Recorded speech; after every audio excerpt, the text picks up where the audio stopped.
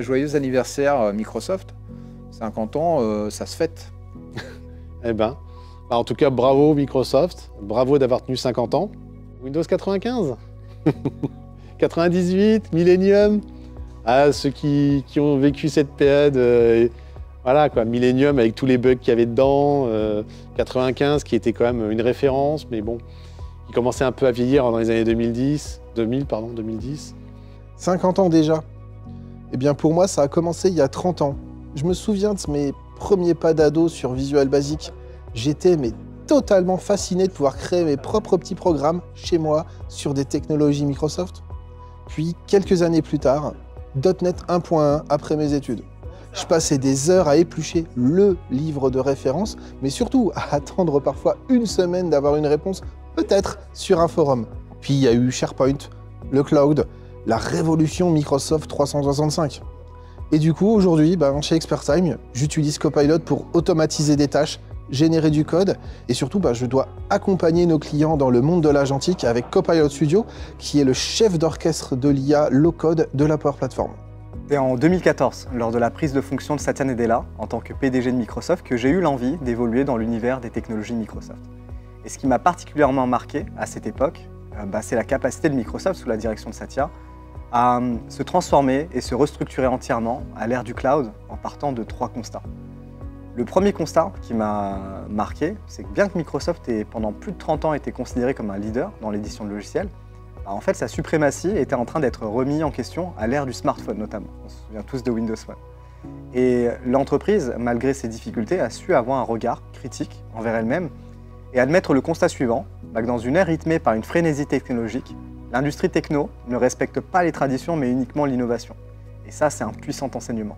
Le deuxième constat, c'est que les nouveaux besoins en termes de cas d'usage et tout ce qui va résulter en fait, de cette innovation engendrent une augmentation significative du volume de données.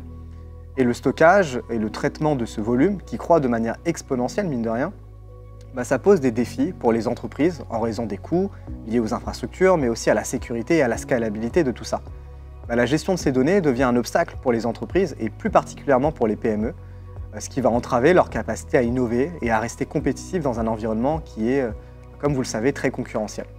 Le troisième constat, c'est bien qu'étant une des entités fondatrices de l'informatique moderne, Microsoft a réalisé qu'elle n'a pas le monopole de l'innovation et que des partenariats doivent être noués avec d'autres entreprises et même parmi les rivaux. Fort de ces constats, Microsoft est devenue aujourd'hui l'entreprise que nous connaissons tous, une entreprise qui met en avant ses forces à travers différentes plateformes, qu'elles soient propriétaires ou concurrentes. C'est comme ça qu'on a vu arriver Microsoft 365 sur iOS et Android par exemple. C'est cette métamorphose qui a permis à Microsoft de sereinement engager l'ère de l'IA générative en tant que leader avec son fer de lance Copilot. Et c'est dans cette dynamique que je m'inscris moi personnellement depuis 8 ans avec ExpertTime et qui m'a motivé notamment à devenir MVP afin de partager cette vision, cette passion de l'innovation continue que je partage avec Microsoft, avec nos collaborateurs, nos partenaires et nos clients, et bien entendu les accompagner dans les nouveaux enjeux Modern Workplace à l'ère de Copilot et de l'IA générative plus globalement. Je suis rentré chez ExpertTime BI il y a 11 ans. À l'époque, l'équipe travaillait exclusivement sur des technologies Microsoft telles que SSIS, SSAS, SSRS. Je sortais d'école et j'avoue, j'avais pas forcément envie de monter en compétence sur ces technologies où de nombreux consultants plus confirmés que moi travaillaient et étaient principalement experts. En juillet 2015, un nouvel outil a été annoncé par Microsoft, Power BI. J'ai commencé à travailler avec et je me suis dit que c'était le nouvel outil. Et je me suis dit, il peut tout changer. Je me souviens avoir été voir mon chef de l'époque et je lui ai dit que je voulais me spécialiser sur Power BI. Il m'a fait confiance et je me suis rapidement retrouvé face à des clients à leur vanter les mérites de Power BI qui, à l'époque, rappelons-le tout de même, ne pouvaient encore pas changer les couleurs des graphiques. Maintenant, je travaille depuis 10 ans sur l'outil et j'ai une équipe de 10 personnes pour qui Power BI est aussi devenu leur quotidien. Donc merci Power BI et bienvenue à Microsoft Fabric. C'est le 50e anniversaire de Microsoft et 22 ans de partenariat ExpertTime. Ce mot partenariat est dans notre ADN. Microsoft a toujours su valoriser et se reposer sur ses partenaires pour adresser les clients sur ses logiciels et solutions. ExpertTime, créé en 2003 sur un modèle de pure player, a toujours su se développer sur ce modèle win-win qui nous permet de proposer à tous nos clients l'expertise la plus aboutie des technos Microsoft et ainsi de garantir à l'éditeur le meilleur niveau d'intégration et d'adoption de leurs produits. Ce modèle de partenariat a également un avantage concernant l'anticipation et l'agilité face à l'évolution de leur technologie.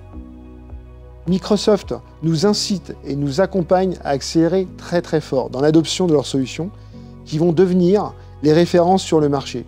On peut citer les solutions les plus connues comme 365, SharePoint, le cloud avec Azure, l'IA avec Copilot et également la data avec Fabric. Ce partenariat exclusif nous a permis d'être leader très rapidement dans notre écosystème. Microsoft d'ailleurs nous a récompensé très tôt pour cet engagement expertise, avec des awards à ce jour au nombre de 4, que ce soit au niveau mondial en 2010 et en France en 2016, 2022 et récemment en 2024. Je souhaitais partager une petite anecdote qui illustre parfaitement le bénéfice d'un partenariat gagnant avec l'éditeur. En juillet 2013, lors des conférences partenaires annuelles avec notre Alliance Manager chez Microsoft, ils nous sensibilisent au fait que le raz-de-marée Office 365, la solution venait juste de sortir fin 2011, ça devait être très important. Comme Expertime était identifié comme l'un des leaders sur SharePoint, ça serait intéressant de comprendre comment on pourrait s'y adapter. Car Office 365 allait sûrement bousculer le marché, même pour la partie intranet. Chose faite, quelques mois après, nous avons engagé avec nos équipes SharePoint Intranet des études de R&D qui débouchèrent sur la spin-off POS Software, qui est devenu désormais l'un des premiers éditeurs de solutions intranet SaaS sous SharePoint au monde. Pour cela, nous avons reçu l'award en 2016. C'est un très bel exemple de synergie positive d'un partenariat au cœur de notre stratégie Pure Player. En 2015, j'étais un utilisateur assidu de Microsoft Excel. Et j'aimais bien explorer les fonctionnalités avancées de ce logiciel, je le trouvais génial. Puis un jour, j'ai commencé à créer des tableaux dans Excel. Puis je me suis aperçu qu'il était possible de les visualiser comme étant des tables de données, dans une interface qui s'appelait Power Pivot. Du coup, j'ai réalisé carrément une mini base de données relationnelle dans Excel, cela juste avant l'arrivée de Power BI et de Power BI Desktop, dans lequel j'allais quelques années plus tard réaliser les mêmes actions de conception d'un modèle de données avec un outil bien plus adapté. Aujourd'hui, je regarde avec un peu de nostalgie cette époque des années 2010 où toutes les briques de ce qui est aujourd'hui Power BI, mais aussi Fabric.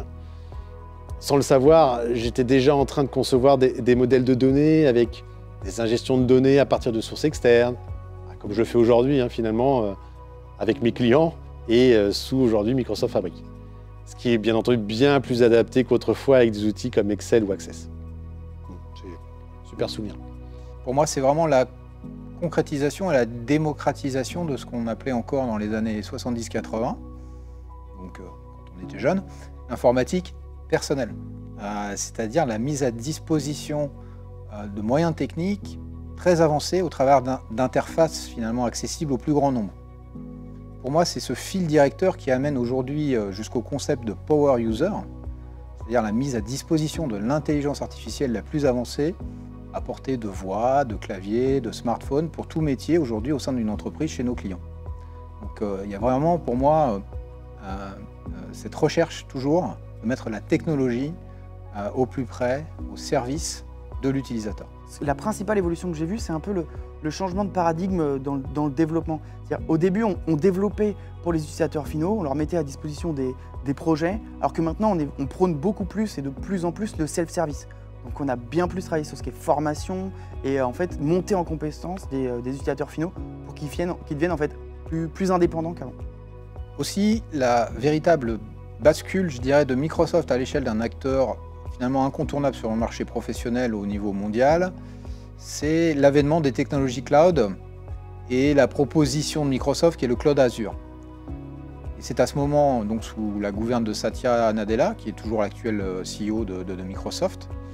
À l'origine, c'est un développeur, donc c'est vraiment quelqu'un du métier, que Microsoft, pour moi, a vraiment trouvé une place de leader technologique avec une capacité d'innovation, je dirais, sans précédent. Et ce sont vraiment ces technologies cloud qui permettent aujourd'hui d'opérer toute cette convergence technologique au service de tous les métiers de l'entreprise.